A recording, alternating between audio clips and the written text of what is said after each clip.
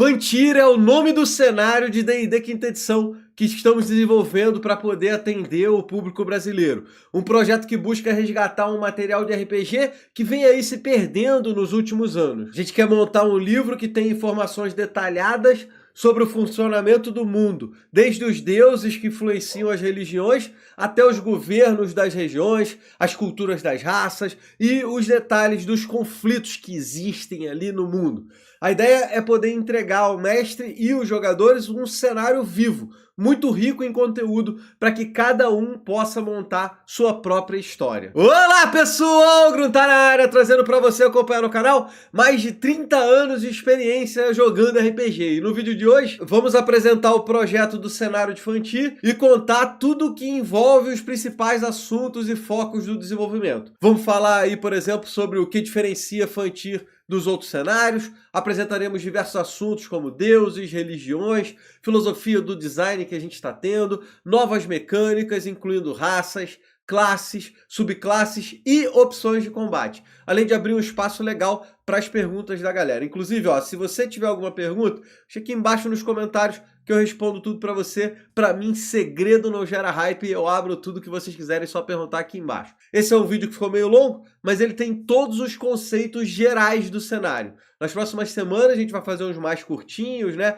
mais focados em assuntos específicos, dando ainda mais detalhes desse nosso planejamento. Por exemplo, a gente vai ter um vídeo só falando da criação do mundo, um vídeo só falando dos deuses, outro só da nova classe, o xamã e assim por diante. E aí, tá preparado para o futuro cenário de RPG do brasileiro? A gente queria começar a apresentação falando um pouquinho de Fantir. O que é Fantir, como que surgiu, quando foi, o que o projeto evoluiu de modo geral. Fantir é um cenário de D&D. A gente criou esse cenário lá atrás, 2017 mais ou menos, para fazer uma campanha chamada Contos da Taverna. A galera das antigas vai lembrar aí, o Colossus estava jogando. Foi um RPG presencial, um projeto que a gente estava fazendo. E eu já queria ter um cenário para poder tocar junto com a galera da stream, desenvolver com o pessoal da stream, sabe? Depois veio o Clã do Machado, e aí a coisa deu uma crescida. O próprio RPG dos streamers foi feita nesse cenário de Fantir. Ele começou pequenininho, para poder fazer um jogo e para poder expandir junto com a galera da comunidade. E depois ele foi crescendo, crescendo, crescendo. O Clã do Machado hoje é um jogo organizado que é muito maneiro, tem muita gente jogando. Estamos na 3ª temporada. Um monte de gente começou a jogar RPG pelo Clã do Machado. E tudo isso é feito nesse cenário de Fantir. Cenário de jogo que apresenta um mundo coletivo para a galera poder jogar com as mesmas histórias, uma coisa interferindo na outra. Uma parada bem legal, assim. O que eu acho importante de comentar com relação ao que é Fantir é que, apesar da gente estar anunciando o nosso primeiro livro de cenário campanha, Fantir já tem um produto publicado, né? Nós temos o nosso kit introdutório, que já se passa em Fantir, que tem história, parte da lore de Fantir lá dentro, e que, para quem quer começar a trilhar os rumos de Fantir, você tem 2 caminhos claros. Que um é o Clã do Machado, jogar com a galera lá que o Gruntar já explicou, que é o projeto dessa parada integrada, mas se você tem uma mesinha aí na sua cidade com esse tal, você pode comprar o kit introdutório e começar por lá, porque vai ter informação que você precisa pro cenário. E a gente não chegou aqui de bobeira, já temos aí o nosso primeiro passo no mundo editorial, já foi dado e, modéstia à parte, foi bem recebido. Você também pode saber e ter um pouquinho mais da vibe de Fantir dentro dessas todas as campanhas aí que o Gruntar falou de forma digital, né? Tiveram várias campanhas que já foram em Fantir. O Contos da Taverna é a primeira de todos, os RPG dos streamers passou, entre idas e vindas, passou-se em Fantir também, né? O atual RPG do Gruntar, não sei qual é o nome certo, mas eu sei que é com os veaco. É com os velhos, RPG das antigas. RPG das antigas, o RPG das antigas é passado em Fantir também. O Domínio RPG também é passado em Fantir, Verdade. é passado inclusive na região que a gente escreveu recentemente. Então a gente já meio que explorou vários pedaços separados de Fantir, várias campanhas distintas. E aí assim, guys, como o Colossus comentou, a gente já fez um monte de coisa infantil de modo geral. E por que agora a gente teve essa ideia e tá aqui fazendo essa apresentação e tudo mais? Porque a gente queria dar um passo além, sabe? A gente queria dar um passo extra. Lá atrás, quando a gente teve a ideia de fazer o Pact, muita gente vai lembrar do Pact, né? A gente tinha essa necessidade, essa ideia de ocupar uma posição de cenário de D&D aqui no Brasil, que a gente acha que não tinha lá atrás e a gente continua achando que não tem agora.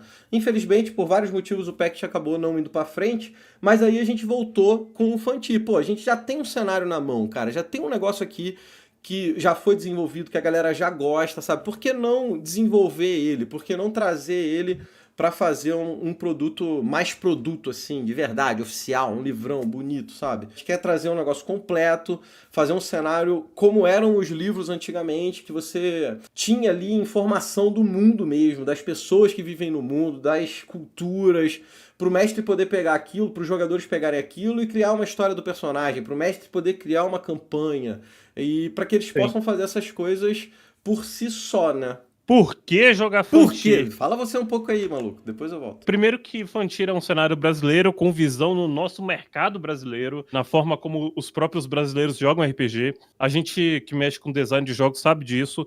Existe uma diferença muito grande como cada jogador de cada lugar joga as paradas. Frontier já vem com esses anos e anos de experiência que a gente tem aí jogando RPG, adaptando essa ideia do cenário campanha para essa realidade. Outro ponto é que, na nossa opinião, de forma geral, existe uma falta de desenvolvimento de cenários no mercado de forma geral. Não é simplesmente uma aventura que você pega pronta, não.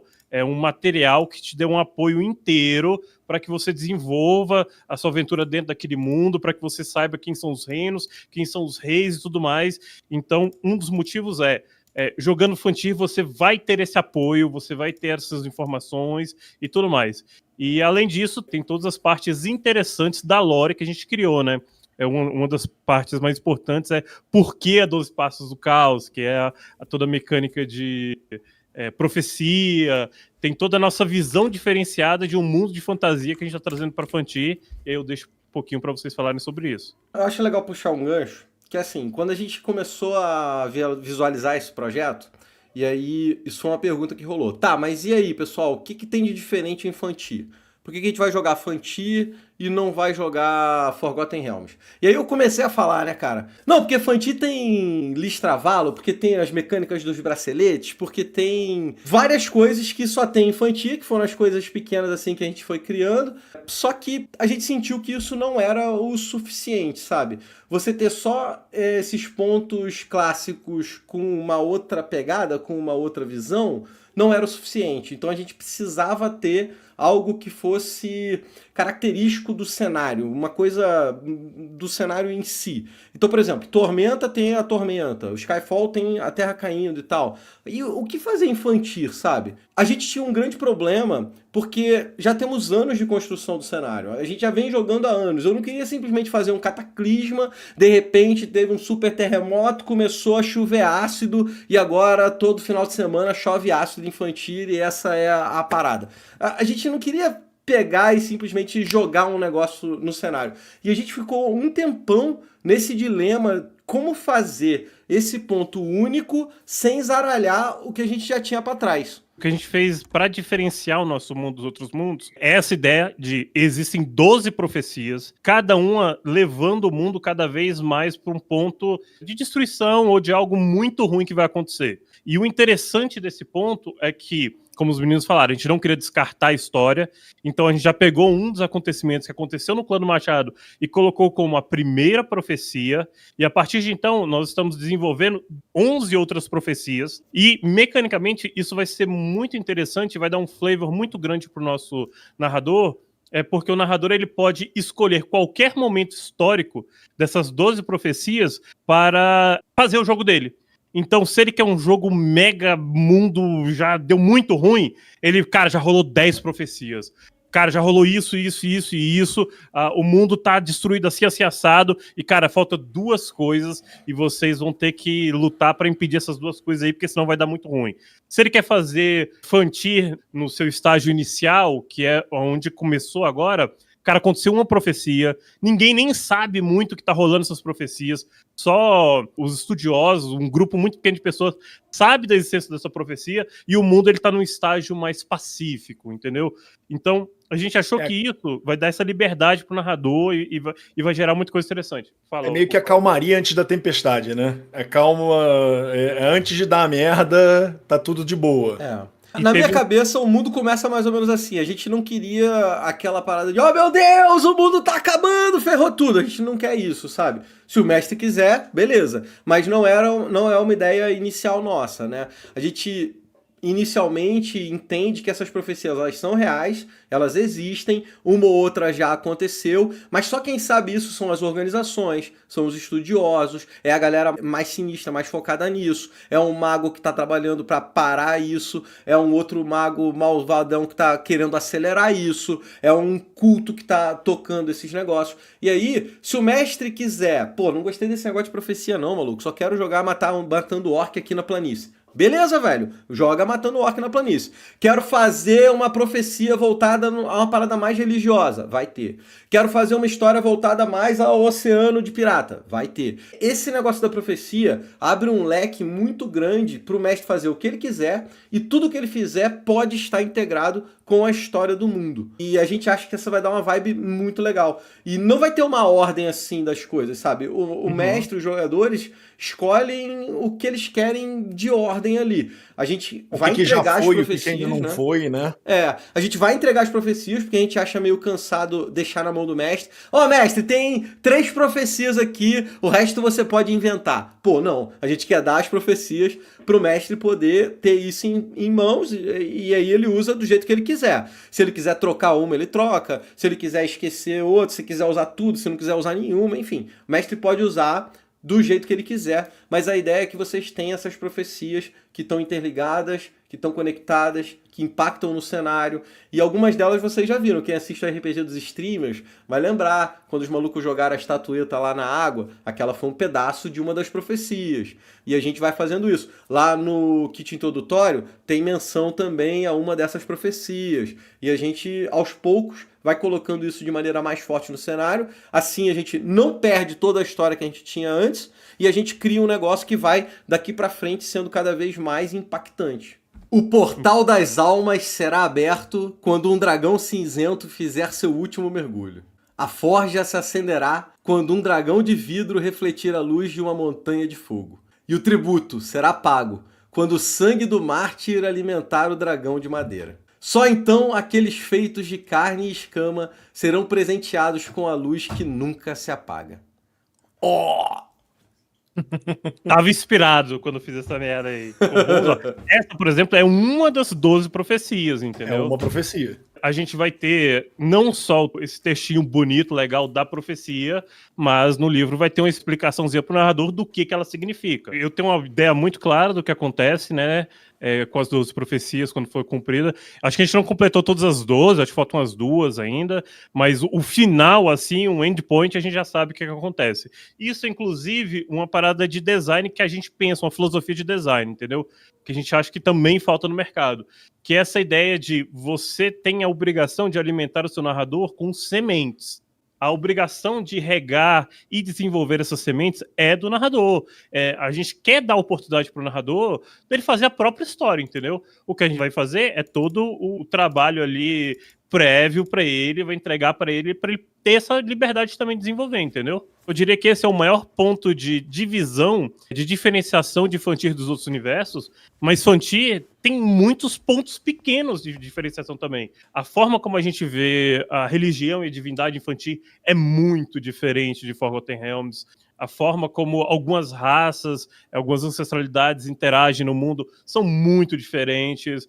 Então a gente tem muitas pequenas divergências com outros universos e essa grande divergência para deixar claro que Fantir não é simplesmente um copia e cola de qualquer outro cenário campanha por aí, que é algo maneiro. Vamos dar um passo para os deuses então, já que você puxou, tinha gente já perguntando no chat, eu acho que é legal. De modo geral, a gente montou uma história, né, de como o mundo de Fantir foi criado e como os deuses estão lá. A gente vai usar os deuses originais, que a galera já jogou, já está acostumado, mas a gente deu uma certa repaginada na história, melhoramos alguns aspectos, a gente deve adicionar um deus e mais uns segredos aí, umas paradas. E aí a gente inventou algumas coisas interessantes, por exemplo, como o Ano dos Milagres. Era a Era dos Milagres, a gente mudou recentemente, é o Ano dos Milagres agora.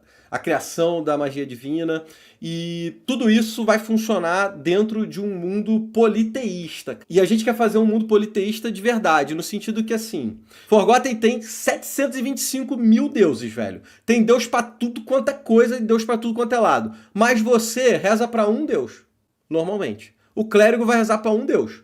E é isso aí. O Baragó lá rezava pra um Boradin e beleza, ele não rezava pra nenhum outro deus. E a gente quer trazer uma vibe um pouquinho diferente pra isso. E é a possibilidade, né, das pessoas, de modo geral, rezar para vários deuses, dependendo da situação que ela tá passando ali. Se ela tá com problema na colheita dela, ela vai rezar pro deus aí da natureza. Se ela tá com problema de saúde, ela vai rezar pro deus que tá mais relacionado à cura. E assim por diante. Inclusive, vocês podem esperar que esse politeísmo vai estar representado dentro do jogo. A gente quer fazer classe que use desse politeísmo como o foco dela. A gente quer pegar isso e botar dentro de jogo, representado disso. Inclusive, a gente também já está trabalhando em uma organização presente dentro do jogo. São pessoas que vivem por esse moto, por esse lema de que os deuses é que vão me atender. E aí o cara não reza para um deus, ele reza para uma gama de deuses direcionando para quem ele quer no momento da necessidade dele. É meio que uma igreja politeísta, por assim mesmo dizer. Que apesar disso, caso você escolha, e vão ter igrejas também focadas em um Deus só. Isso. A gente quer deixar claro que a gente não vai arrancar isso de vocês, entendeu? Boa. Você, mas eu quero ser o Deus de Beltrana. Você pode ser clérigo de Beltrana, vai ter uma igreja de Beltrana, mas o que a gente pensou é que o conceito do mundo, a galera olha e fala, cara, tem 11 deuses. Eu sei, esses caras estavam aqui, esses caras escutam as preces, então eu vou pedir as coisas de acordo com o momento, entendeu? A gente acha um pouco mais lógico dessa forma e gera uma parada mais interessante. E, inclusive, toda a politicagem entre as igrejas, por causa desse elemento, vai ser muito mais profunda, mais rica, mais interessante. Na lore, a gente tem essa igreja que está tentando juntar os deuses. A gente tem regiões que, por exemplo, a região dos Draconatos, eles são focados em 2 deuses de maneira mais forte. Então eles ativamente rezam mais forte para Rield e para Scadoth. Isso na lore a gente vai ter essas regiões e coisas assim para poder deixar bem claro para a galera que tem essa diferenciação. E mecanicamente, a primeira coisa que a gente tem assim de cara é uma subclasse de clérigo que vai ser uma subclasse de clérigo focada para rezar para vários deuses, né? Você pode rezar para vários deuses se você quiser usar essa subclasse e aí usar o foco que você quiser. E a gente acha que vai ficar uma parada bem legal, porque a gente quer trazer elementos do cenário e representar isso também mecanicamente e na história ali do mundo, né? Toda a nossa parte divina do nosso universo, a gente já desenvolveu toda a ideia, né? Existe toda uma questão de como funciona a alma, de como funcionam os paraísos. A gente já tem tudo isso prontinho, muito bem amarrado, um tanto quanto diferente para pimentar as tuas mesas aí que envolve esses temas mais religiosos também. Isso é legal porque vocês vão ouvir a gente falar muito disso durante o projeto e muito hoje também. A nossa ideia é entregar as coisas clássicas do D&D e você pode jogar a parada clássica numa boa, mas dá uma pitadinha de Fantir, sabe? Dá aquele diferenciação de Fantir. Então, por exemplo, a gente ficou, nossos anjos e demônios vão ser a mesma coisa? Blood War e tudo mais? Vamos fazer um negócio diferente aqui? Vamos bolar uma parada diferente? Vamos ter anjo, vamos ter demônio, mas vamos fazer de uma maneira diferente? E aí a gente vem trazendo essas coisas para poder ficar maneiro, sabe? Para dar essa diferenciação. E aí cai no que a gente tá falando lá. Estamos apresentando as 12 profecias como a grande parada assim do cenário, mas cada detalhezinho a gente vai colocando pitada de Fantir, que quando você olhar você vai saber, isso aqui é Fantir, mané. Existe uma filosofia de design de alguns outros projetos por aí que fala o seguinte: se existe no D&D, se existe no multiverso, o que quer que seja, esse elemento ele tem um cantinho no meu jogo. A gente tá tentando seguir isso ao máximo, assim, cara, anão tem um cantinho infantil, Drow tem um cantinho infantil. Tudo que existe oficialmente tem o seu cantinho infantil. Porém, segundo essa filosofia, as coisas elas se adaptam ao seu ambiente, à sua história. Então, o que aconteceu com o anão aqui é diferente do que aconteceu com os anões em outros lugares, logo eles são diferentes dos outros lugares. Com os Drows, a mesma coisa. Com os Duergas, a mesma coisa. Porque a gente vai trazer lore, vai trazer esse quê de Fantir para as raças. Então, por exemplo, os gnomos é uma que a gente gosta de falar, eu pelo menos gosto. O nome dos gnomos são os melhores. E... muito bom. Eu tô muito orgulhoso dos nossos gnomos, tá? Como são os gnomos Fantir? Como que eles são diferentes? O gnomo tem um pouquinho essa pegada de inventor, né, de construtor, mas a gente queria dar uma girada nisso, então a gente botou que os gnomos, eles são marinheiros, né, eles fazem os barcos, os navios, os melhores barcos e navios do mundo são feitos por gnomos, eles têm essa pegada mais de mar, assim, de marinheiro. Os Draconatas têm uma área de Fantir que é um reino imperialista, digamos assim. Não reino, a gente não chama de reino, né? É a soberania poente, é o próprio nome deles lá. Eles têm o Predac, que manda na parada toda, e eles são uma raça expansionista, imperialista, eles querem expandir. E aí a gente foi fazendo isso com cada uma das raças. Os Halflings estão ferrados, velho. A região dos Halflings, a terra dos Halflings, um lado foi tomado por Draconato, o outro lado foi tomado economicamente, e os Halflings estão tipo, caraca, maluco, nossa casa rodou, tá ligado? E aí cada raça do core, a gente tá trazendo esse tipo de quê de Fantir pra ser diferente dos outros.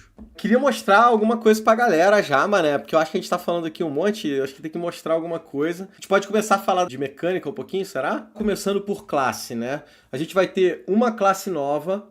A gente não quer zaralhar e fazer um monte de coisa, a gente aprendeu isso no patch, tem que começar devagar. Então nós vamos ter uma classe nova, que vai ser Xamã. Esse Xamã ele vai ter duas subclasses, uma de Healer, de curandeiro, e a outra de Melee, porradeiro. A gente vai ter 4 subclasses, o Rogue, o Alquimista das Sombras, o Feiticeiro Elementarista, o Clérigo dos Deuses, que a gente estava falando, e, por último, o Guerreiro. Meu guerreiro, cara! O Arauto das Armas. Aqui, ó. Nosso guerreiro, Arauto das Armas, inclusive é um que tem ilustração. A gente fez uma montagem aqui de algumas coisas para poder mostrar para vocês. A ilustração do guerreiro é bem maneiro. E são essas 4 subclasses. De novo, a gente não quer zaralhar, a gente não quer criar um monte de coisa. Uma subclasse para cada classe, a gente achou que ia ficar muita coisa. E aí a gente está dando uma segurada nisso. Vou falar do Zongari, que a gente vai ter uma raça nova. É uma raça que tem uma certa conexão com esse caos do mundo, com as coisas que aconteceram anteriormente. A gente quer dar umas mecânicas interessantes para eles, por exemplo, a mecânica do combo. Vocês devem ter visto aqui, tem o negócio do combo, né? Então o Zongari vai ter uma interação aí com a mecânica do combo. A gente vai ter essa mecânica, eu posso falar um pouquinho dela depois, né? Mas a ideia é que tenha ela espalhada em outras raças, em magia, feat. E uma das coisas que vai ter esse combo é essa raça, né? Esse Zongari. E o detalhe dele, que a gente acha que vai trazer muita ferramenta para o jogador poder trabalhar, é que ele tem uma espécie de um nódulo na testa, né, uma pedra, e tanto essa pedra quanto a cor dos olhos e o cabelo dele, a cor do cabelo, eles podem mudar. E aí o jogador pode inventar mais ou menos o que ele quer, se é de acordo com o humor, se é de acordo com as emoções que o personagem está sentindo. O jogador pode bolar do jeito que ele quer. Quando eu tô nervoso, meu cabelo fica vermelho. Quando eu tô calmo, ele fica amarelado. Quando eu tô com medo, ele fica verde. E aí o jogador, na hora que estiver jogando, ele pode descrever esse tipo de coisa. E a gente acha que isso vai trazer uma jogabilidade bem maneira aí pra raça, sabe? Novas mecânicas que virão no cenário de Fantir. Além do que a gente já falou, de raça, classe, subclasse. Vamos ter novas magias, novas feats, novos backgrounds. Isso aí, basicão, todo livro tem. Vamos ter mecânica pro loot, para você pegar os itens dos monstros e que você vai encontrar no mundo, e da construção, do craft, que é usar esses itens para construir coisas interessantes. Falando rapidamente sobre isso, a gente acha que no D&D tem uma falta de cuidado com o equipamento. O aventureiro pega uma espada no nível 1, ele vai carregar essa espada do nível 1 até o nível 4, quando ele vai ganhar uma espada mais 1. Entre o nível 1 e o nível 4, ele vai ter aquela mesma espada. Um ladino, ele começa com uma armadura de couro, ele pega uma armadura de couro batido e ele vai ficar com essa armadura de couro batido o resto da vida dele. Ele não troca, a não ser que o mestre seja legal e dê uma armadura de couro batido mais 1 pra ele. Se o mestre der uma armadura de couro mais 1, ele não troca, ele vai ficar com a ruim dele de couro batido e não vai trocar. tá ligado? E a gente acha que isso é um certo problema, então a gente quer introduzir a mecânica de loot, pra você lutear monstro, porque é uma parada maneira. Todo mundo que mata um dragão quer usar a escama do dragão pra construir alguma coisa, e a gente pode fazer com outros monstros, e usar esses itens para construir novos itens. Então você vai ter uma armadura de couro, mas você tem uma armadura de couro de basilisco, que te dá um bônus assim, assim, assado.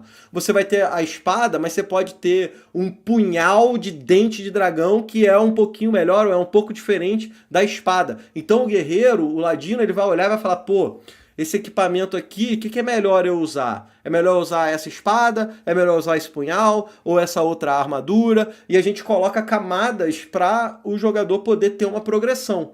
E isso a gente acha que vai ficar bem bacana, bem legal. Combo. Mecânica do combo. A mecânica do combo, ela vem basicamente dessa ideia de que, apesar de sermos um grupo, nós trabalhamos pouco juntos, né? Tirando um eventual flank ali, coisas do tipo, a interação entre os jogadores ela é mínima. E isso cria na mesa um cenário onde você joga o seu turno e você, depois disso, vai servir uma coca, vai pegar um salgadinho e você não está ali integrado no round inteiro de combate. É um status, né, que a pessoa aplica, assim como você pode aplicar cegueira ou qualquer outro tipo de status, são habilidades que aplicam esse status em sua primeira fase. E as mesmas habilidades que aplicam o status de combo, se a criatura já estiver em combo, elas criam um efeito diferenciado. Então, por exemplo, eu vou dar um soco do combo. Se o Gruntar não está em combo, o meu soco que distrai do combo vai deixar o Gruntar em combo. Quando o Colossus vir com o chute do combo, como o Gruntar já está em combo, vai criar o efeito extra do chute, que é, sei lá, derrubar o cara, dar um pouco mais de dano do cara e remove o combo. Então, a mecânica é basicamente isso. Ela estimula você a usar habilidades que colocam o cara em combo para que o seu companheiro venha e utilize aquele combo para gerar um efeito. É como se você estivesse distraindo o cara, é como se você estivesse preparando um golpe para que quando vier o golpe subsequente, um combo, gere esse efeito interessante, entendeu? E aí vai ter feat que pode aplicar isso, vai ter habilidade de classe, vai ter magia, pra gente ter aí variado as opções que os jogadores vão ter para poder usar o combo. Vamos falar de braceletes, que é uma outra mecânica. Estamos chegando no final das mecânicas aqui. Braceletes. Qual é a ideia dos braceletes, pessoal? É você ter uma opção para os jogadores e para os mestres de item mágico que não vai desbalancear a campanha. Essa é a primeira coisa. A ideia surgiu assim, né? Dar item mágico, dar item para os jogadores é um negócio maneiro. Mas a gente não pode ficar distribuindo espada mais 1, espada mais 2, uns itens fodão, anel e tudo mais, porque desbalanceia o jogo. Então como que o mestre vai dar coisa legal para os jogadores que não desbalanceia o jogo? E aí a gente inventou esse negócio dos braceletes. Bracelete de Fantir vai ser uma parada especial, tem uma lore integrada na história do mundo, tem uma organização que faz os braceletes. E aí a ideia é assim: quando você cria um personagem de primeiro nível infantil, você ganha um bracelete mágico. Esse bracelete mágico, ele começa com uma magia de nível 1, usou uma vez, acabou. É uma magia de nível 1 que você vai usar uma vez e acabou. Isso não desbalanceia o jogo, mas dá opções maneiras para os jogadores. Sabe aquele trinket que você rola do D&D? Que você rola aleatório? A ideia é você rolar o seu bracelete, você vai ter esse bracelete, você ganha uma magia e você fica com ela lá. Quando você usou, acabou. Mas você pode integrar a história desse bracelete com o seu personagem. A gente acha que isso traz coisas legais. Quem te deu esse bracelete? É uma herança de família? Você roubou ele? Você tirou do corpo de um inimigo? Os jogadores podem inventar várias histórias para ter esse bracelete. A gente acha que isso adiciona ao roleplay e dá a opção muito legal de jogo. A experiência que a gente tem com esses braceletes é muito boa. Tem umas situações game changer, assim, que se não fosse bracelete ia ser muito diferente. E a gente achou que ficou muito, muito legal. Isso no nível 1, e depois o mestre pode distribuir bracelete com magia de nível 2, 3, que é um uso, usou, acabou, pronto. Não desbalanceia o jogo e é um loot legal pro mestre poder entregar. Tem evidência disso em câmera. No primeiro episódio do Domínio RPG acontece exatamente isso. A gente faz a rolagem na câmera, tem os braceletes e o bracelete muda a história do primeiro capítulo do Domínio RPG. Não recarrega, guys. Usou o bracelete, acabou. O jogador tem que pensar a hora que ele vai usar. Usou, acabou. Sabe essa herança de família que tá há 7 gerações e você vai usar? Beleza, você pode usar. Você pode jogar fora depois. Ou você pode guardar ele pra você. Mas a magia foi. Existe alguns pontos interessantes nessa história toda. Primeiro é respondendo o Ferrari, que falou que parece com o Scroll com skin. Sim e não, porque o Scroll ele tem várias problemáticas que nem todo mundo pode usar. Primeiro, a gente quer tirar essas barreiras, que a gente quer criar um sentimento de gratificação pro jogador quando ele receber as coisas. E dar uma oportunidade pro narrador de dar as coisas sem o peso na consciência. Eu quero presentear o meu jogador depois dessa luta. Só que se eu der algo poderoso, ele vai usar esse algo poderoso o resto da campanha e isso vai gerar uma dor de cabeça. O bracelete é para resolver isso. Você vai dar o bracelete, ele vai usar isso daí 2 combates depois e acabou. E ele ficou feliz quando ele recebeu, ele ficou feliz quando ele usou. Todo mundo pode usar. Ladino, pode usar. Clérigo, pode usar. Todo mundo pode usar e tem o flavor dentro do jogo. Imagina você ver aquele vilão sinistro chegando com o braço cheio de bracelete para te enfrentar, sacou? Imagina um inquisidor que sempre tem um bracelete de detectar mentira ou de detectar magia. Para quando ele for fazer a investigação dele, ele ter a opção de usar o bracelete para detectar magia. Isso cria uma história dentro do universo visual muito interessante. Tô chamando até de bracelete de Fantir, né? Porque a ideia é, se a gente fizer uma arte de um personagem, um NPC, lotado de braceletes, você vai olhar e vai falar, caraca, esse personagem é de Fantir, olha os braceletes. Tem mecânica, então, você cria o personagem e ganha magia de nível 1, mas o mundo tá aí. Se você quiser botar um cara que tem um bracelete com a magia de nível 7, show de bola, mané. Vai com os deuses, vambora. A ideia é que tem uma organização, a gente vai montar ela direitinho, que faz esses braceletes e vende esses braceletes e tudo mais. Então não é uma parada super rara, ela existe no mundo e tá aí pra galera usar, pra galera roubar, pra galera vender, enfim. É essa a ideia. Falamos das raças, classe, subclasse, magia, feat, background, loot, combo, bracelete e por último, para terminar nossas mecânicas aqui especiais do livro que a gente está tramando, são as organizações. A gente sabe que as organizações não é uma novidade, tem aí num monte de lugar, mas a gente acha que encaixa perfeitamente no mundo, que é uma parada muito legal, porque além de ser uma mecânica maneira para o jogador, é uma mecânica, como eu falei, que encaixa no mundo. Ajuda o jogador a se integrar à história do mundo. E a ideia não é só que tenha uma organização, é que tenha regra para o jogador poder andar, né? A parada da organização que eu acho muito interessante é porque a gente está acostumado a ter organizações em outros universos. Nós temos os arpistas, tem isso, tem aquilo, tem os druidas, mas a gente queria dar um passo um pouquinho além de estruturar para o narrador como que funciona internamente essas organizações. O jogador, quando ele entra, quais os ranks que ele pode alcançar, quais são os benefícios que ele pode atingir, afeta o background dele, o que ele ganha de background.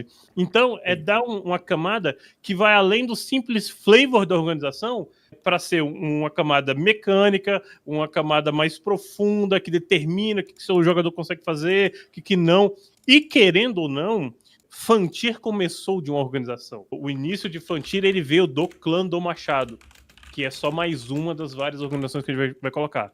Então, a gente achou importante ressaltar esse aspecto do cenário e gerou, né, essa oportunidade de a gente fazer essas paradas interessantes, assim, cara, a gente tem organizações, muito maneiras e com esse flavor adicional, afetando background, adicionando coisa, eu acho que vai estimular ainda mais os jogadores para entrar nesses lugares, entendeu? É mais um diferencial do cenário, porque isso tá conectado com o lore do mundo também. O Beholder falou que é pro mestre e pro jogador também. Isso. É pros dois. É uma parada que é legal pra todo mundo, é uma parada que a gente também sentiu falta, olhando pros backgrounds atuais e como eles lidam, e o que a gente sente falta disso e como que a gente poderia explorar melhor ou criar outras situações mais interessantes para essa mecânica meio estática que tem no D&D.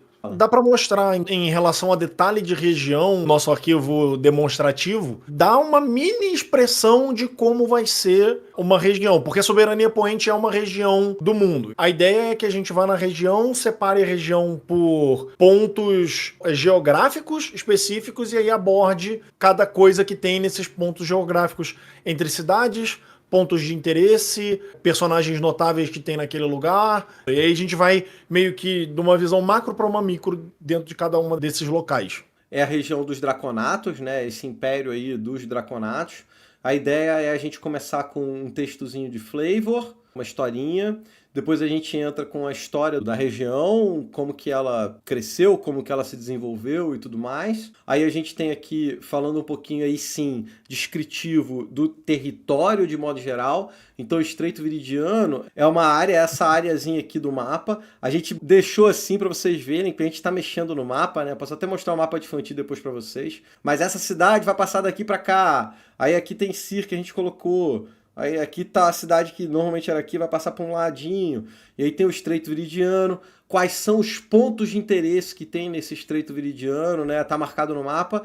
E a gente tem aqui no texto, falando sobre eles. E sempre naquele esquema que a gente comenta para vocês, para dar ideia para o mestre. Então a gente já vai dando história e a ideia é que essa história dê semente para o mestre poder criar as aventuras dele. O Garon tá falando ali, bota no chat GPT para gerar os nomes. Não, cara. A gente está gerando os nomes específicos. Então, Draconato tem um estilo de nome, Anão tem um estilo de nome, Gnomo tem um estilo de nome. Gnomos tem os melhores nomes de Fanti. Qual que é o nome do gnomo que vocês ficam rindo lá? Que é Porra, eu não sei o É o nome Navalinha, dele, mas... não é o Navalinha? Não, é o Marolinha Selvagem, cara. Marolinha Selvagem. Eu não lembro o nome do maluco, mas eu lembro que é o Marolinha Selvagem. Ele é muito bom, Mas velho. tem o Navalinha também, cara. Tem o pirata que chama Navalinha. O Navalinha Sangrenta. Acho que é isso. Aqui, achei. Marisela Marolinha Selvagem. Maricela Marolinha Selvagem. Ela é muito boa, velho. Não é apelido. Quem usa apelido é o Halfling. Halfling usa apelido. Marolinha. É o sobrenome, no caso, né? Que os gnomos usam esse estilo de sobrenome para os seus filhos, para as famílias, e é essa a ideia. Eu estou mostrando para a galera o que a gente fez no kit introdutório, que tem a cidade de Cir. A cidade de Cir reflete muito do que a gente está imaginando e do que a gente quer para o cenário. Você dá a história da região, dá detalhes da região, dá os NPCs, e aí você dá uma interaçãozinha para o jogador, dá semente para o narrador poder bolar as coisas. Se o narrador lê aquilo ali, a gente dá algumas ideias. E aí ele pode juntar uma ideia com a outra e ir montando a campanha dele. E se você tem o kit, se você olhar a cidade de Cir, eu tô mostrando ela aqui do lado, você vai ver que tem muito disso. Só com a cidade de Cir, velho, tem ideia pra campanha de 1 ano aí, sacou? Se o mestre quiser.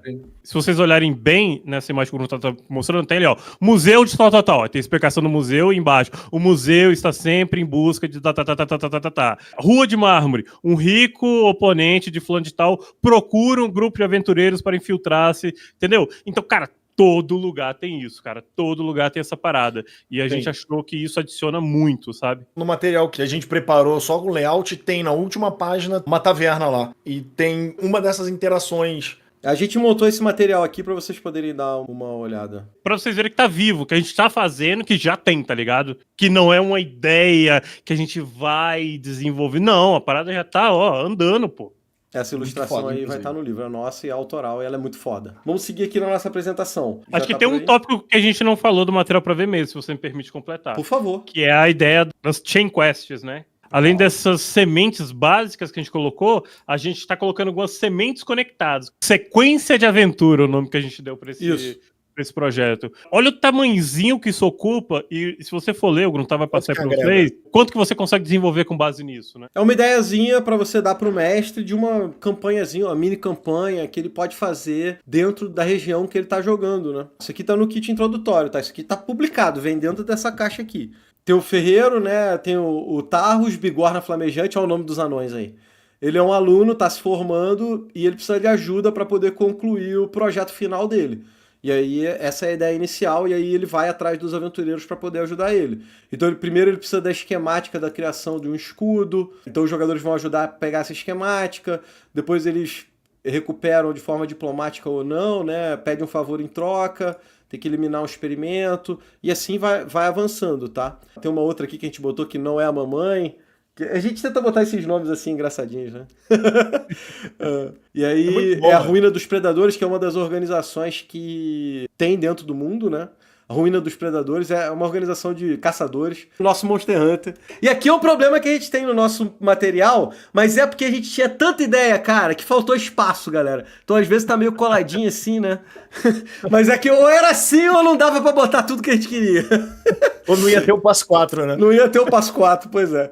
A ideia por trás da sequência de aventuras é a gente manter o mundo vivo, dar oportunidades do jogador e do mestre explorarem as coisas que a gente está criando. O que a quest do ferreiro faz? O cara é um formando da escola de ferraria. Então, com isso, você vai explorar os NPCs que são importantes para a academia, você vai explorar o ambiente da academia em si, e você vai explorar a parte de poder criar um item e coisas do gênero. Como desenvolvedor, eu acho que não é o bastante eu contar a história.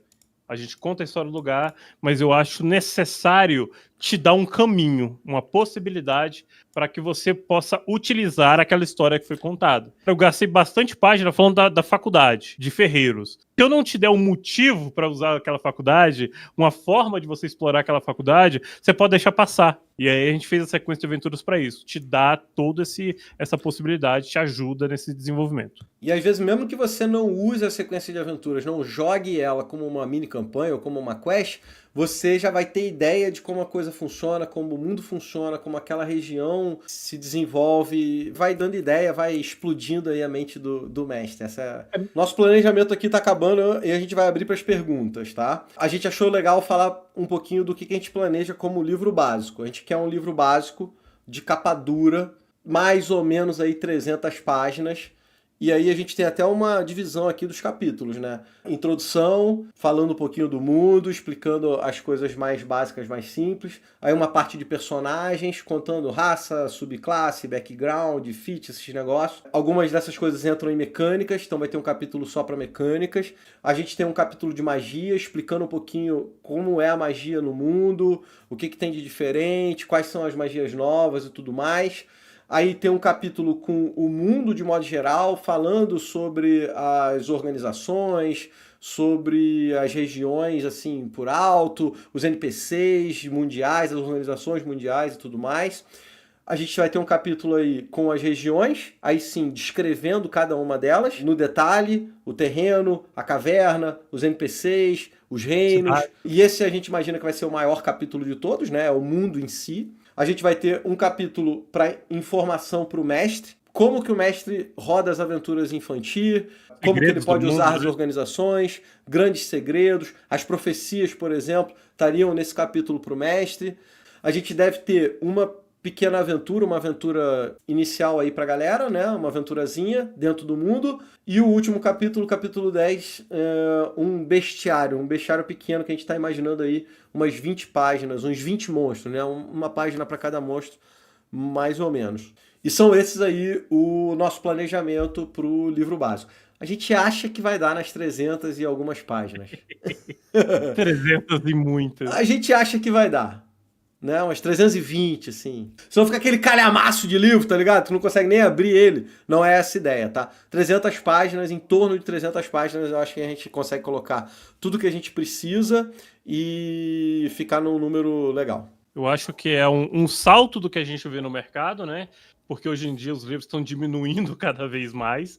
Então, um livro de 300 páginas já está um livro fora do padrão de mercado, mas, ao mesmo tempo, como o Gruntar falou, ele não é um livro que vai cansar o seu braço enquanto você está lendo. E vai ter bastante coisa. Esse é um mapa que a galera já conhece, a gente já jogou aqui, já mostrei várias vezes esse mapa, né? Mas aqui tem umas paradas diferentes que a gente está colocando. Se eu tentar dar um detalhe aqui, por exemplo, ó. Tem uns lugares que a gente acha, pô, aqui tá meio vazio, mano, a gente precisa botar uns negócios. Aí, pô, vamos botar umas colinas, umas paradas aqui, botamos um pântano aqui. Esse aqui é um mapa modificado que a gente fez, a moda Gruntar. Uma montanhazinha pra botar, tá faltando um rio aqui, a gente foi colocando esse tipo de coisa, tá?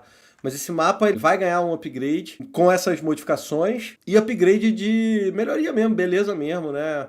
A gente deve tirar algumas coisas, colocar outras, mas Sim. De modo geral a gente tem muito orgulho desse mapa aqui já, ele é muito maneiro. Tem uma pergunta falando se tem mapa de deserto. Sim, tem área de deserto e tem uma história muito maneira em relação aqui. Muito foda. Inclusive faz parte da criação do mundo essa área de deserto. Não é à toa que é deserto. E eu queria fazer um deserto um pouco diferente. Então esse deserto ele é meio afundado, é dentro de uma cratera assim, né? É uma área grande que deu merda e o deserto tá aí.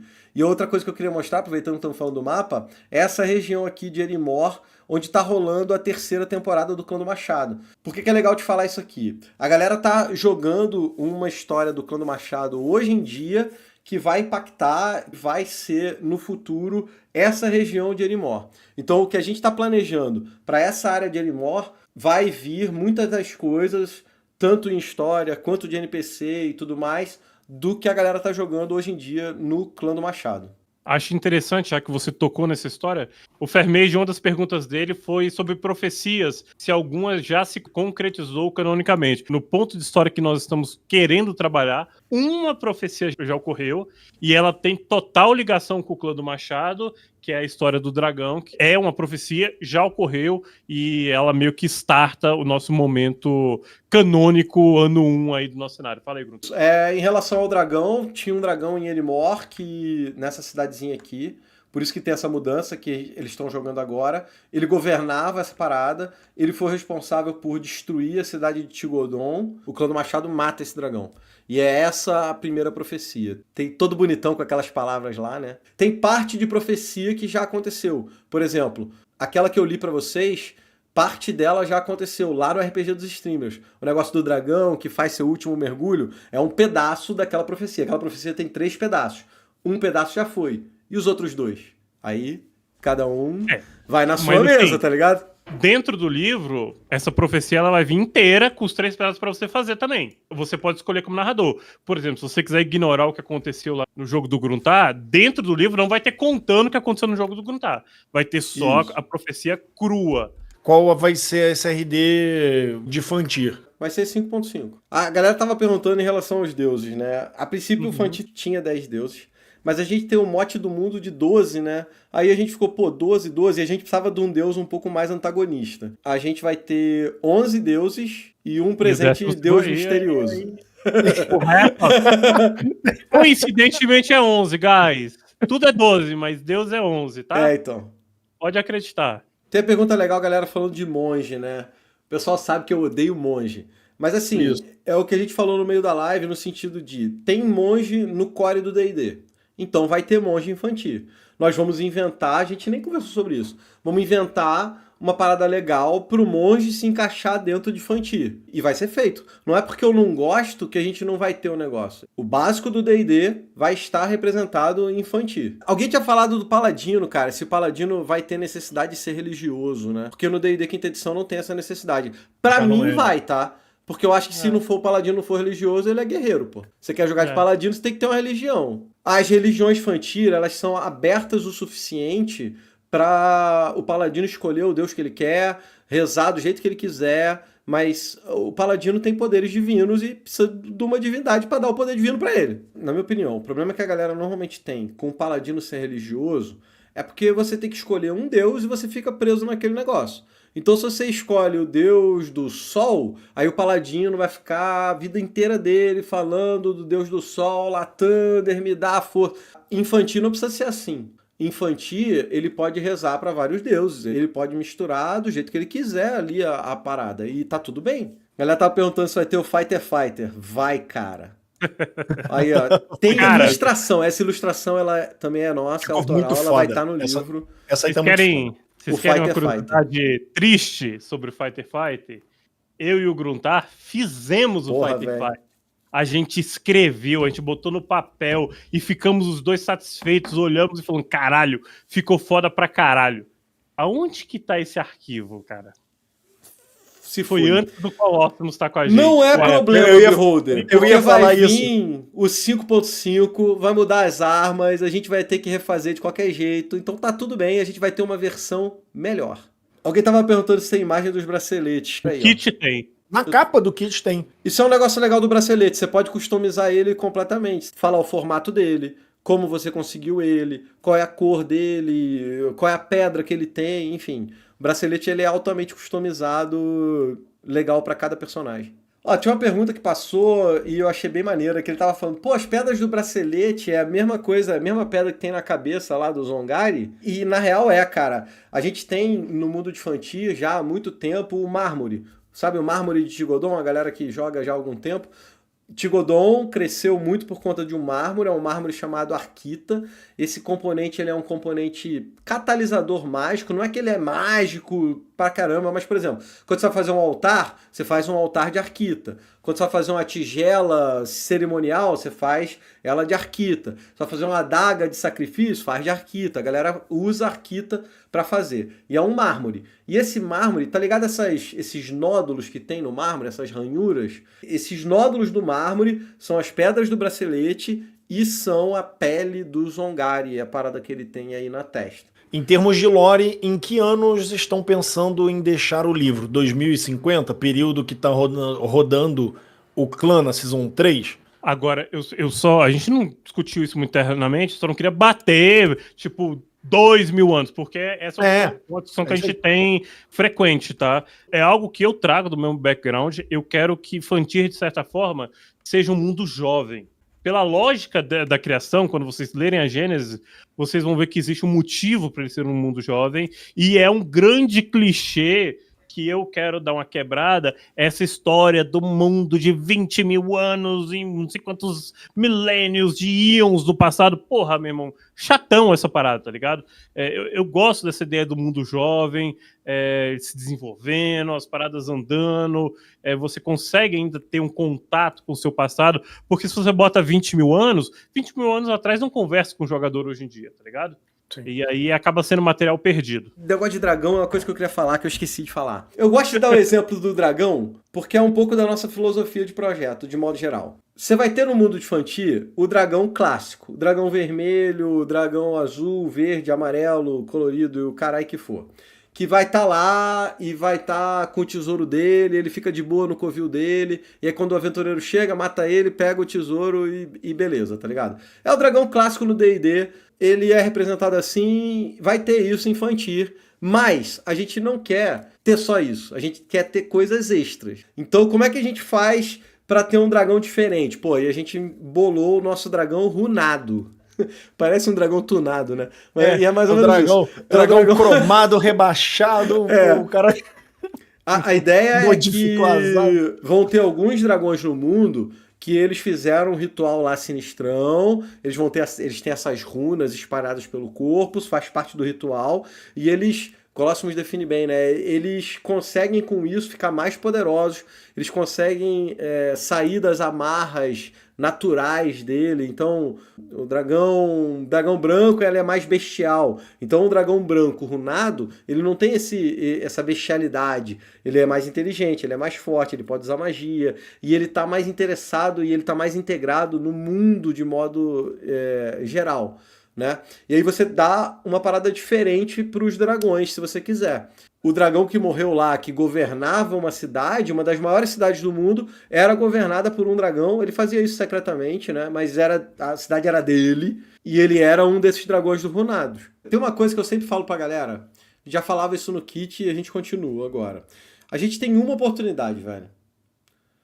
Não tinha outra oportunidade de fazer outro kit. E não vai ter outra oportunidade de fazer o cenário. A gente tem uma oportunidade. A gente tem que fazer o melhor possível, tá ligado? A gente não pode escrever nada cansado, nada que seja chato, nada que seja meia boca. Às vezes a gente tá cansado, tá meio de saco cheio, já tá 3 horas de reunião e tá batendo um negócio, aí fala, pô, essa frase aqui, cara, essa frase não tá muito legal, né? Essa frase aqui não adiciona nada. Ah, deixa assim, tá bom. Não, cara, não é deixa assim, tá bom. Se tá meia boca, a gente não avança. Porque a gente tem uma oportunidade, cara. A gente tem que ter todos os parágrafos do livro maneiros. Todos os parágrafos do livro que adicionem, sabe? Não adianta a gente escrever um parágrafo que não diz banana com goiaba, tá ligado?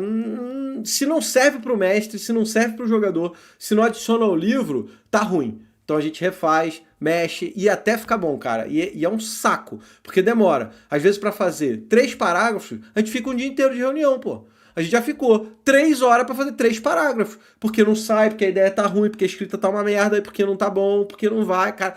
É a nossa oportunidade, velho. O que é 3 horas de reunião daqui a 5 anos, quando o negócio estiver publicado?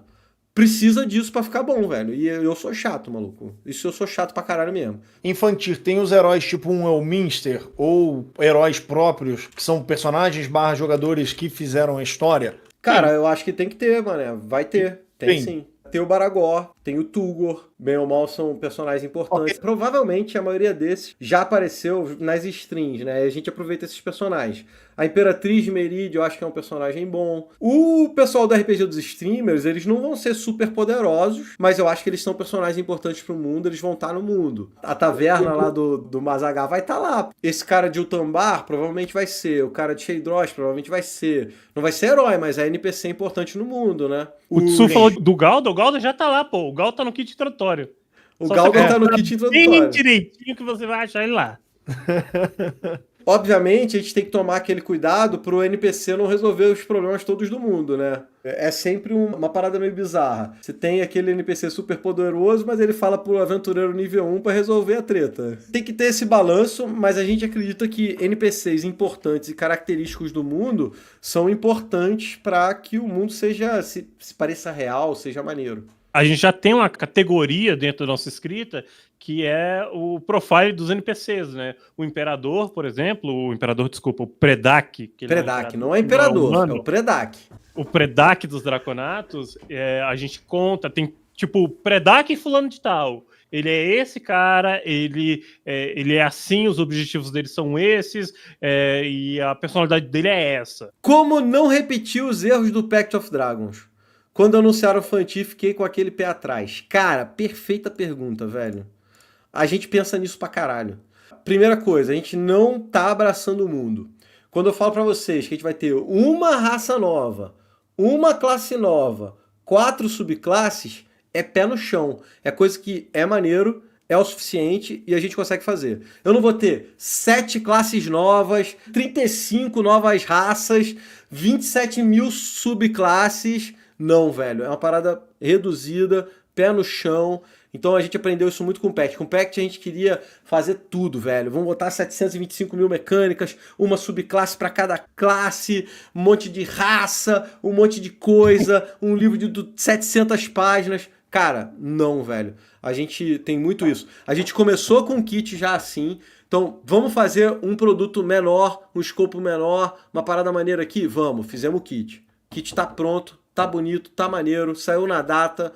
Acho que a gente até cobrou menos do que deveria ter cobrado no kit. Saiu com preço legal. Então, assim, pô, tudo perfeito. Fantir agora, mesmo esquema.